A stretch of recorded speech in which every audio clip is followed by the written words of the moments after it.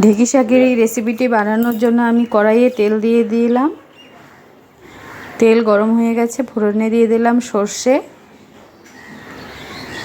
এখন এর মধ্যে কেটে রাখা লম্বা লম্বা করে কেটে রেখেছিলাম ঢেঁকি শাক, সেই ঢেঁকি শাকগুলো দিয়ে দিয়েছি আর দিয়ে দিলাম পরিমাণ মতো লবণ। এবার একটু হালকা করে নাড়াচাড়া করে নেব।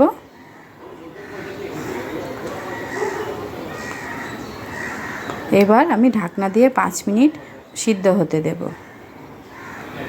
এই দেখুন, আমি 5 মিনিট পর ঢাকনা খুলে নিয়েছি, আবারও হালকা করে নাড়াচাড়া করে নিলাম এবং নিচে বেশ খানিকটা জল বেরিয়েছে শাকের থেকে।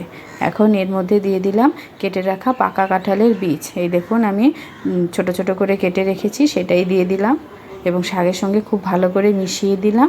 এবার গ্যাসের আঁচটাকে লো করে দিয়ে আবারও 5 মিনিটের জন্য ঢেকে দিলাম। এই দেখুন 5 মিনিট হয়ে গেছে, আমি ঢাকনা খুলে নিয়েছি। শাক আর কাঁঠালের বীজ দুটোই কিন্তু সিদ্ধ হয়ে গেছে।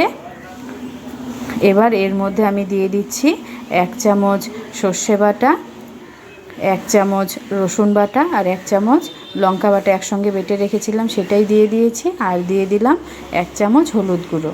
এবার সব কিছুকে খুব ভালো করে মিশিয়ে নিলাম। মিশিয়ে নিলে নিচে যে এক্সট্রা জলটা বেরিয়েছে সেই জলটাকে এখন আমি শুকিয়ে নেব। এখন কিন্তু গ্যাসের আঁচটাকে অবশ্যই হাইয়ে রাখতে হবে। এই দেখুন, শুকিয়ে যাওয়ার পর আমি কিন্তু নামিয়ে নিয়েছি ঢেঁকি শাকের এই রেসিপিটি। খুবই কম সময়ে আমি এটি তৈরি করেছি।